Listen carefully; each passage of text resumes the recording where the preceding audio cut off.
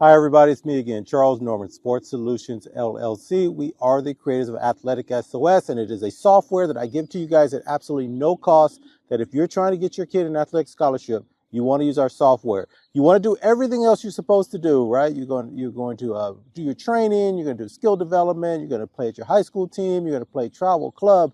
You're going to do all the things you need to do to get discovered by a coach, so that you can get an opportunity to go and play at the next level, to get an athletic scholarship. And so since we don't charge you for it, just look down below in the description. I give you a code. I give you instructions for how to use the code. It's absolutely yours to use. And so this series, I'm just continuing on with it. I'm having a great time. There's going to be 52 of these. I'm getting great feedback from you guys. I know a lot of you guys are going to get to the point, so I'm going to get to the point. And I'm trying to keep them between 1 and 5 minutes. So in this one, I'm going to talk about centipedes. And in particular, I'm going to talk about a particular centipede. And it's from a poem. And I was younger, junior high school, I think, when I read this poem. And it's always stuck with me. And it was called The Centipede's Quandary. Now, most people know it as the centipede's dilemma. And you guys can go look up the poem. But the crux of the poem was this. There was a centipede, and a frog, or a toad, they called it back then, came up to it and just was messing with the centipede and just asked a simple question. Which leg goes before the other one, or which one's first? Something to that nature. Go read it. It's very short. It won't take you very long. And just by that question, the centipede, who had been doing this their whole life, just got stuck. It couldn't move because it was trying to figure out, which one. A centipede's supposed to have 100 legs. To be perfectly honest, it has between 30 and 300 legs. It just depends on the centipede. But the crux of this is one question threw that centipede off from something it had been doing all its life. And so there's all these messages. We had to stand around and talk about what that meant. It's don't let somebody else get into your head. And I'm pushing it towards sports, but we were just in general talking about it, that you have to believe in yourself and all your hard work will pay off and all those good things. It all translates the same thing to a kid that's playing sports. And if you're good enough, because I'm assuming the people that are listening to me the most are the families or the kids that actually have the skill set to play at the collegiate level, right? They're the star of their high school team. They play high-level travel club. They're good athletes. They can play. And then every now and then, though, you kind of get the whoops, the hiccups, whatever we're going to call it, right? The yips. And so things aren't going your way. Things aren't flowing the way they were flowing before, and you start to second-guess yourself.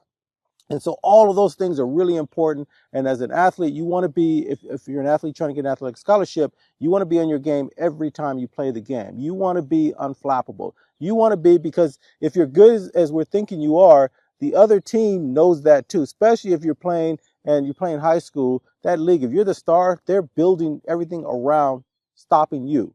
And so you still have to play the game. And what I'm trying to get across to you guys is the difference between, everybody asks me the same question. How does this kid get the scholarship and this kid doesn't? Because everything seems the same. If you look at it on paper, it's the same. But it's that kid that has that specialness to them and that gets that offer. And the problem is no one can ever articulate it quite right. And so all the things I just told you about, those are absolutely true. And that's something for life, right? You don't let somebody else, not a coach, not a trainer, not the other players on the other team, not the referees, no one should be able to throw you off if you know your game. If you believe in yourself and what you can do, that should be good enough, right? To get you through time after time after time, that you can play the game at a certain level everybody else can't.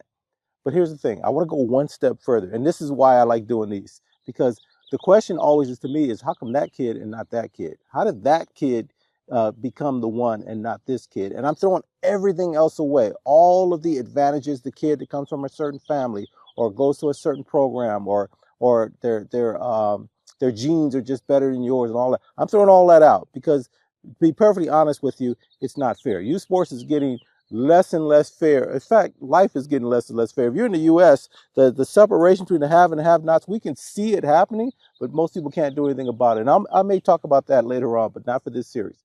So the one more step I want you guys to do, because it's something you see and feel. I want you guys to go to any game, whatever your kid is playing.